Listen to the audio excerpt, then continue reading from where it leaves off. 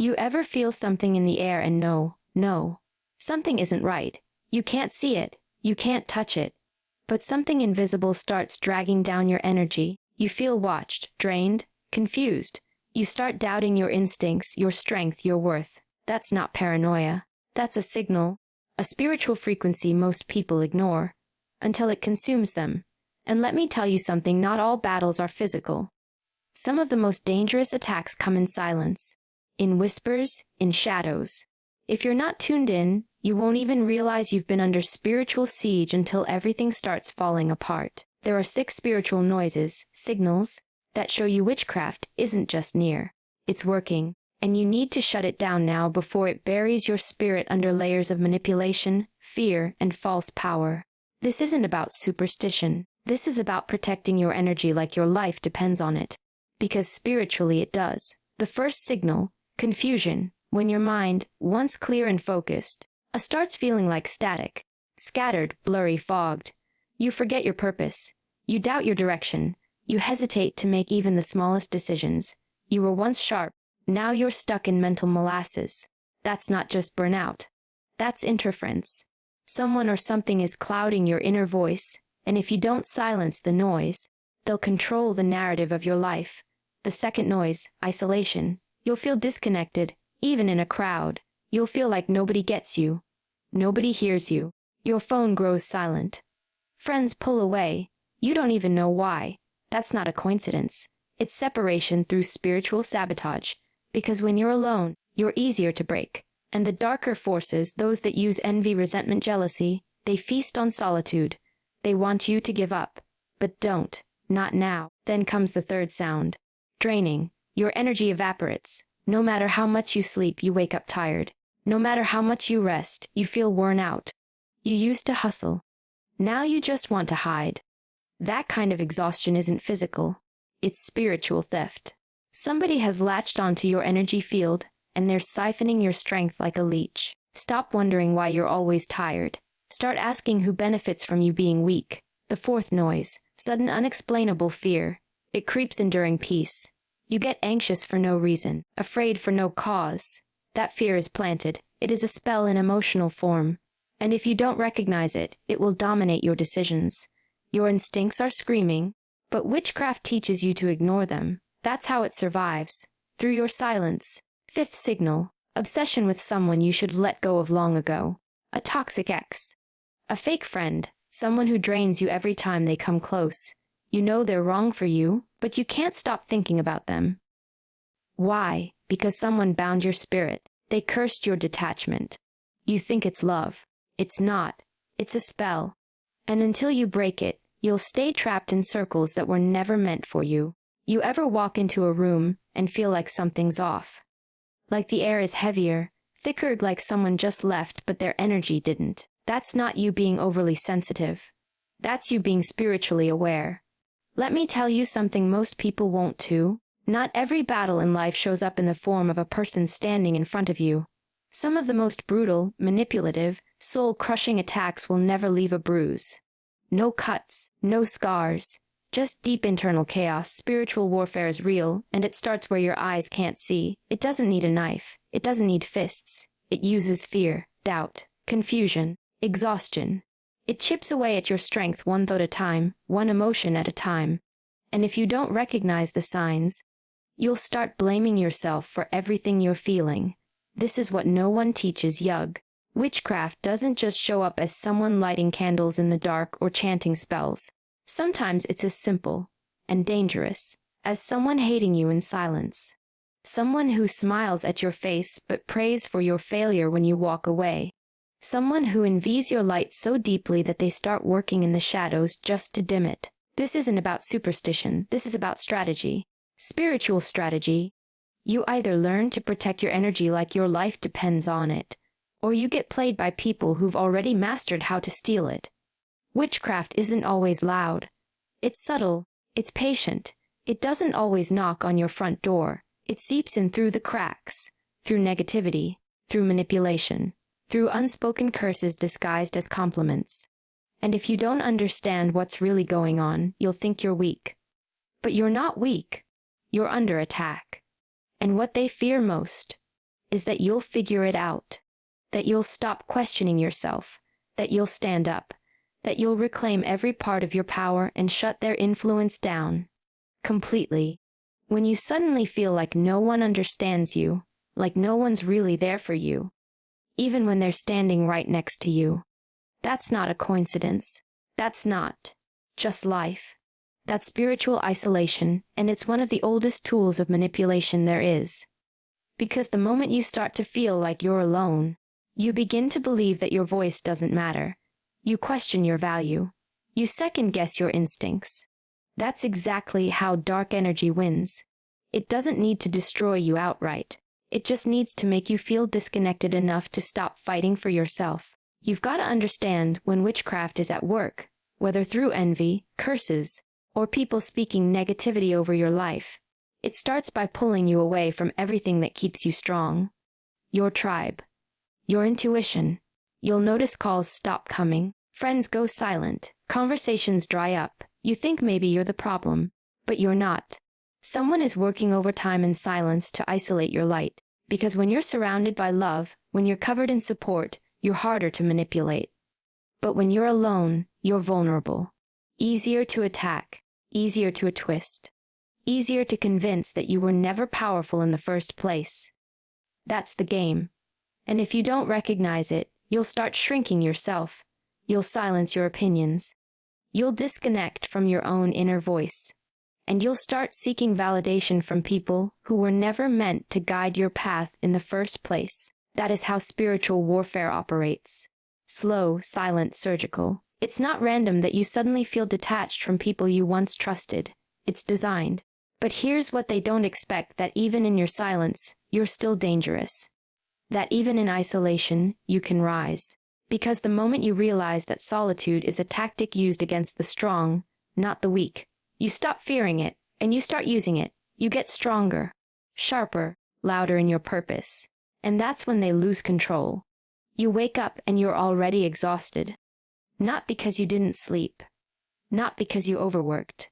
But because your soul feels like it's been running a marathon you don't remember signing up for. That's not normal fatigue. That's spiritual depletion. And let me tell you, when witchcraft is near, it doesn't always come with smoke and spells. Sometimes, it shows up as someone draining your energy behind a smile. Someone who attaches themselves to you just to feed off your light. And if you're not careful, you'll mistake it for love, for friendship, for support, when in reality it's a slow spiritual blind. Energy is your currency, and just like with money, you better start paying attention to who's withdrawing from you. You ever notice that after being around certain people you feel tired, mentally foggy, emotionally heavy? That's not just a bad vibe. That's an energetic theft, and the people who do it know exactly what they're doing. They're not clueless. They're strategic. They want your power, but they don't want to build their own. So they come to you with fake encouragement, empty check-ins, smiles that don't reach their eyes. Because they know how to mask the theft. And if you're not grounded in your own energy, you'll start thinking you're just sensitive, that you're too emotional, that maybe you need to toughen up. No, what you need is to protect your power like it's sacred, because it is. You cannot give your time, your attention, your presence to just anyone. Not when you've been called to do something greater. Not when your spirit is already carrying a mission most people can't understand. When your energy gets drained, your purpose gets delayed. And that's exactly what the enemy wants. So pay attention. Who do you feel lighter around? Who makes your energy expand? And who, no matter how much time passes, leaves you feeling heavy, tired, empty? That's not your imagination. That's your intuition screaming. Listen to it. Because the moment you reclaim your energy, you reclaim control. You stop being a power source for others, and you become a force no one can siphon from again. There's a fear that doesn't make sense. It creeps in when everything's quiet, when nothing's technically wrong. You're not in danger. Nobody's threatening you. But suddenly, your chest tightens, your breath shortens, and your brain starts spinning with thoughts like, what if something happens? What if I fail? What if I lose it all? That fear isn't yours. It was sent, crafted, cast like a shadow across your path to stop you from walking it. Because witchcraft doesn't always look like curses in a book. It can be fear, injected into your spirit so subtly that you think it's your own voice talking. This is what people don't understand. Fear is one of the most effective forms of spiritual warfare. It's invisible, it's paralyzing, and when it's not confronted, it becomes a cage. You'll start making decisions based on what might go wrong instead of what could go right. You'll stop pursuing opportunities, relationships, purpose, all because fear whispered in your ear long enough to convince you that you're not ready. But who planted that whisper? Who benefits from your hesitation? Who stands to gain when you play small? Ask yourself that. Witchcraft doesn't need to push you. It just needs you to pause. If it can stop your momentum, it doesn't need to destroy you. It just lets you self-sabotage. One anxious thought at a time, and you won't even realize it's happening. You'll think you're just being cautious. You'll call it being realistic. But underneath all that logic is fear you never agreed to carry. That's not protection. That's programming. The moment you feel sudden fear and you don't know why, that's your signal. Not to retreat, but to confront, to ask, whose fear is this? Because when you identify that the fear didn't originate from your spirit, you take away its power. Fear can't live in the light of awareness. And you were never meant to live a life ruled by it. You were meant to walk through fire with your head up and your heart clear. The real spell isn't fear. It's the belief that you have to listen to it. And the moment you stop letting fear dictate your steps, you become the threat they never saw coming. You ever notice how you keep thinking about someone who did nothing but break you? Someone who took from you, lied to you, manipulated your emotions, and still, they live in your mind like they've earned the right to stay. That's not just heartbreak. That's not just unfinished business. That's spiritual bondage. And if you think it's just you missing them, you're not seeing the full picture. When witchcraft is at play, one of its most powerful weapons is attachment. Because once they hook into your soul, you won't even know you're stuck. You'll call it love. You'll call it longing, but what it really is is control. Toxic people, especially the ones who dabble in dark energy, know how to anchor themselves into your spirit. They don't just leave physical memories. They leave emotional echoes, and the more you try to move on, the more their name shows up in your head. They hijack your focus. They show up in your dreams. You check your phone expecting a message they don't deserve to send. You create fake scenarios where maybe they've changed, maybe they've grown. That's not hope. That's a loop. A spiritual loop meant to keep you circling around someone you were already supposed to be done with. And here's the dangerous part. While you're stuck in that cycle, you're not available for what's real. You're not fully open to people who would never manipulate you, never drain you, never chain your worth to their mood swings. Because every ounce of energy you spend thinking about them is energy you could be using to heal, to build, to rise. But they don't want that. That's why they keep themselves alive in your mind. Not through love, but through a spiritual residue they planted when they had access to you. You've got to break the agreement. You've got to stop confusing emotional obsession with soul connection. When someone toxic still controls your thoughts long after they're gone, it's not love. It's bondage. And the longer you entertain their ghost, the longer you delay your future. You were never meant to be spiritually tied to someone who feeds off your weakness. You were meant to be free, to love with clarity, to walk without the weight of someone else's shadow. And once you realize that once you truly choose to cut that tie, not just physically, but spiritually, true strength, that's when you start rising again. That's when the spell breaks. You know what's dangerous? When the enemy doesn't need to lift a finger to destroy you, because you're already doing it to yourself. And here's the part nobody wants to talk about, the most toxic. Damaging voice in your life might not be coming from outside. It's coming from within. That inner critic that constantly tells you you're not enough, not strong enough, not smart enough, not worthy. That voice that questions every move you make. That calls you a failure before you've even had a chance to succeed. That voice isn't yours. It was planted, programmed, conditioned. And you've been carrying it around like it's truth. But it's not. It's a lie that's been whispered to your spirit so long, it started sounding like your own thoughts.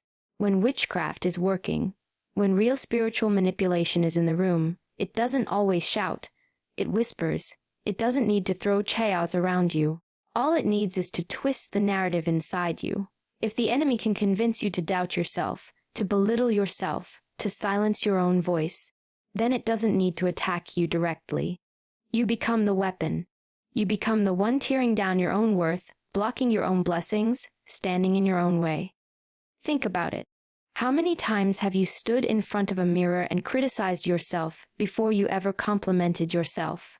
How often do you replay your failures like they define you, but ignore your wins like they're just luck?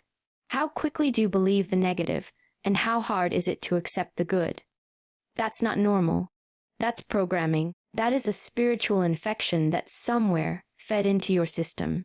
Maybe through trauma, maybe through betrayal, maybe through toxic relationships or words spoken over you when we're too young to defend yourself. But that voice isn't you. And the minute you recognize that truth, you become dangerous in a way most people can't handle. This is how witchcraft operates in the modern world. It doesn't always wear robes or light candles. Sometimes it looks like childhood wounds. Sometimes it looks like a manipulative partner who constantly belittled you until their voice became your inner dialogue. Sometimes it looks like a boss who told you'd never be good enough, a parent who withheld love, a friend who always made you feel small. And all that energy, it doesn't just disappear. It sticks. It lingers. It carves itself into your mind, into your emotions, until you start repeating their lies in your own voice. And here's where the shift happens. You have to call it out. You have to stop letting that voice speak unchecked. You have to get fierce with it when that thought shows up. You're not ready. You're going to fail. What do you think you are? You respond with truthing, I am ready. I've been through hell and I'm still standing. I don't need permission to exist. I don't need approval to rise. You override that voice with conviction. Because if you don't, it will run your entire life. It will dictate how big you dream, how far you go, who you allow into your circle, how you show up in the world. The real spell wasn't cast with potions or rituals. It was cast with repetition, repeated self-doubt, repeated criticism, repeated emotional attacks until they left permanent marks. That's how you take down someone without ever touching them. But here's the good news, those spells can be broken. And this one shatters the moment you choose to believe in your power more than you believe in your pain. The moment you stop entertaining that inner voice like it holds authority, and you remind it that you are the one in command now. You don't need to earn your worth. You were born with it. You don't need to fix yourself. You need to free yourself. Because the version of you that exists beneath all that noise, she's strong, she's bold, she's strategic. She doesn't apologize for her presence. She walks into rooms and shifts atmospheres, and they try to bury her under layers of doubt for a reason. Because she's dangerous. Because she's unstoppable. And because once she's awakened, nothing and no one can silence her again. So the next time that voice shows up, the one that questions your abilities, mocks your goals, compares you to others, don't argue with it. Don't debate it. Just say this: you're not my voice. You're not my truth. And you're not welcome here anymore. Then walk away, not timid, not unsure, but with your head high like someone who knows she survived the fire and came out refined. Because that's what you are now, sharpened, clear, unshakable. Witchcraft might have tried to use your own voice against you. But now, you use it to set yourself free. That's the kind of power no darkness can hold. That's when you stop being the victim of silent attacks, and you start becoming the warrior no one saw coming. Awareness is your armor, and when you start recognizing patterns that used to sneak past you, that's when the game changes. Witchcraft, real spiritual manipulation, thrives in silence, in darkness, in your blind spots. It operates best when you're distracted, doubting, or too exhausted to see clearly. But once you know what to look for, it loses its power. That's why awareness isn't optional. It's survival. You can't fight what you won't face. You can't protect what you refuse to name. And as long as you keep pretending those gut feelings are just in your head, you will remain spiritually exposed. You know what most people do when something feels off? They rationalize it. They explain it away. They give the benefit of the doubt to energy that's already been screaming, get out. Step back. Cut this off. That hesitation isn't humility. That's spiritual neglect. Because what you're ignoring, someone else is using to target you. Energy is real. Intent is real. And the people who practice in darkness, they know that all they need is your silence, your inaction, your refusal to trust your own instincts. Because once you hesitate, they move in. You think it's just a coincidence that you feel drained after certain conversations, that your goals start falling apart right after sharing them with someone, that every time you begin to rise, something invisible pulls you back down. That's not just life. That's interference. And it's counting on you to stay unaware, because if you stay unaware, you'll keep calling it bad luck. Keep blaming yourself. Keep spinning in circles instead of cutting the cord. And here's the truth. You don't need to become paranoid. You need to become precise. You need to start reading people without them speaking. You need to study energy more than words, because everyone can smile. Everyone can say the right thing, but not everyone carries clean energy. Not everyone wants to see you win. And not everyone around you is clapping for the right reasons. Spiritual attacks don't always come from strangers. They come from the ones you let closest. That's why awareness is your line of defense. You don't owe anyone access to your spirit just because they were nice to your face.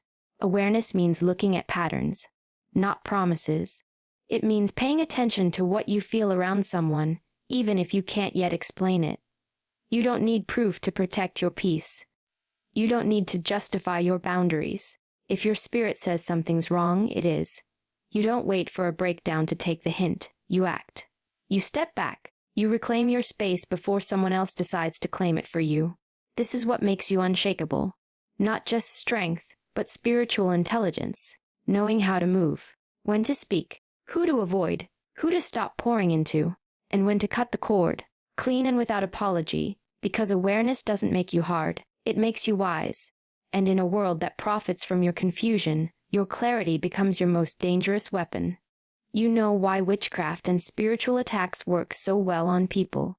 Because they're not paying attention. They don't know what to look for. They ignore the chills, dismiss the tension, laugh off the patterns. And in doing so, they leave the door wide open for interference. The enemy doesn't need force. It just needs access. And silence is access. Denial is access. Telling yourself, I'm just overthinking, when your soul is screaming danger. That's how it gets in. That's how it moves through your relationships, your finances, your health, your focus. Undetected. You cannot afford to be unconscious in a spiritual war. The truth is the darker forces, the ones that operate through envy, manipulation, jealousy, curses, they don't need to knock. They look for cracks. Cracks in your awareness. Cracks in your faith. Cracks in your emotional boundaries. And if they find even the smallest opening, they don't need to kick the door in. You'll open it for them. You'll invite them in with your silence. And by the time you realize what's happening, they've already made themselves at home in your peace, your energy, your clarity. People think protection comes from rituals, that it's about sage, crystals, symbols. But real protection, it comes from awareness. From knowing what's yours and what's not. From recognizing when your thoughts shift, when your body tightens, when your dreams turn chaotic. That's not random. That's data. Your spirit is always speaking. But if you don't know how to listen, you'll call it coincidence. And the more you dismiss it, the more power you hand over to what's trying to dismantle you. When you stay unaware, you become predictable. And when you're predictable, you're easy to target. You keep sharing your plans with the wrong people. You keep trusting energy that doesn't respect your light. You keep walking into rooms that already decided your failure before you arrived. That's not just bad judgment. That's spiritual vulnerability. And the longer you stay in that state, the more damage is done, not just to your external world, but to your self-trust, your discernment, your intuition. This is why I keep saying, your silence is expensive. Your inaction is costly. You may not see the bill now, but eventually you will feel it. In the delays, in the disappointments, in the emotional chaos that keeps repeating itself until you finally wake up. You don't need to live in fear, but you do need to live awake. You need to move with eyes open, ears sharp, and your spirit locked in. Because the enemy knows what it's doing. The only question is, do you? There comes a point when you have to stop blaming the attacks and start asking yourself, where did I allow this access? What did I ignore? Who did I trust that I shouldn't have? What boundary did I let slide because I didn't want to seem rude, or dramatic, or paranoid? That's how it starts. That's the crack. And once it's in, it spreads. But here's the power you've been forgetting. Awareness shuts it down. Awareness says, I see you. Awareness doesn't need a confrontation. It just needs clarity. You don't have to fight every battle. You just have to know where the war is. Because once you're aware, the game changes. You stop reacting emotionally. You start moving strategically. You stop explaining your boundaries. You start enforcing them. And you stop waiting for proof of what your spirit already confirmed. That's when the power shifts. That's when you stop being the hunted and start being the one they fear crossing. Your instincts are not just a gut feeling. They are your built-in alarm system, your internal radar, your soul's first line of defense. But here's what they don't teach you growing up. The world will condition you to override them, to silence them, to second-guess what you know in your body to be true. They'll call it paranoia. They'll call it drama. They'll say you're being too sensitive, too emotional, too reactive. And if you listen to them long enough, you'll start betraying your own intuition. And that is the fastest way to get spiritually ambushed. Because when witchcraft is near, when someone's energy, words, or intentions are meant to sabotage you, your body knows before your mind does. You'll feel it in the way your shoulders tense, your stomach flips, your breath shortens. You'll feel off, but you won't have the words to explain why. That's not random discomfort. That's spiritual intelligence trying to protect you. And if you've been ignoring that signal, it's time to stop. It's time to start trusting it like your life depends on it. Because sometimes it does. The most dangerous people are the ones who make your energy shrink. The ones who smile when they see your insecurity. The ones who offer advice that sounds supportive but subtly keeps you small. And if your intuition is whispering, something's wrong here, don't wait for evidence. Don't wait for the betrayal. Don't wait for everything to fall apart just to prove you were right. When your instincts speak, listen the first time, because every time you ignore that voice, you dull your power. You train yourself to stay unprotected. And that's exactly what spiritual warfare thrives on. Your hesitation. Some of you keep going back to the same environments, the same people, the same dynamics, even though your spirit feels violated every time. Why? Because you've been told to be nice, to be polite, to give people the benefit of the doubt. But let me tell you something. Spiritual warfare doesn't care about your manners. It cares about access. And the more you prioritize making others comfortable over honoring your own intuition, the more exposed you become. You weren't built to be agreeable. You were built to be aware. And the moment you start treating your instincts like sacred intelligence, not just random emotions, you become a threat to anything trying to manipulate or drain you. You stop explaining why you're leaving a situation. You stop defending why you set boundaries. You stop apologizing for what your soul already knows. That is power. And that's the kind of power no spell, no curse, no dark energy can override. Your intuition has always been speaking. The question is, have you been listening? Because if you had, you wouldn't still be entertaining the very energies that are blocking your elevation. You wouldn't be questioning your worth every time someone disrespects it. You wouldn't be sitting in rooms where your spirit keeps screaming, get out. That voice is divine. That voice is survival. And when you start listening to it, loudly, unapologetically, you stop becoming a target and start becoming the one who cannot be touched. No one's coming to save your spirit but you. Let's just get that out of the way. No one's going to fight for your peace harder than you will. Not your family. Not your friends. Not your mentors. You are your own first line of spiritual defense. And if you don't step into that role, fully, intentionally, with no more excuses, then you're not just unprotected. You're available. Available to energy that wants to control, weaken, and distract you. Because that's what spiritual warfare feeds on. Your unawareness, your softness with boundaries, your fear of being too much. When it's time to stand up for yourself, you can't afford to be casual about your protection anymore. You've got too much purpose on the line. Too many people counting on the version of you that's healed, that's bold, that's spiritually armed. You've been dimming your power to make other people comfortable. shrinking your presence so others wouldn't feel threatened. And all the while, the very people you're protecting from your full power are the ones praying you never wake up. Because when you do, you stop being easy to manipulate, you stop being a pawn in their game, you stop letting their silent curses, their passive aggression, their jealousy disguised as advice get through to you. That's the shift. When you become your own defense, your own healer, your own energy protector, everything changes. You stop entertaining people who drain you. You stop sharing your plans with people who clap with empty hands. You stop ignoring the signs. You start checking the spiritual temperature of a room before you decide to sit in it. You start listening when your soul says no. You start choosing peace over permission. You start keeping your energy clean because now you understand. Your energy is sacred ground, and not everyone deserves access to it. People think spiritual defense means rituals or routines, but let me tell you, it starts with discipline. The discipline to say no when something doesn't feel right. The discipline to leave when the vibe turns. The discipline to cut ties that feel familiar but have already been shown to be dangerous. That's not harsh. That's holy. That's you deciding you're not available for spiritual warfare anymore. That's you walking like someone who knows her power is protected, not because she's never been attacked, but because she finally learned to fight differently. You don't owe anyone access to your spirit. Not just because they're family, not just because they once helped you, not because they call themselves friends.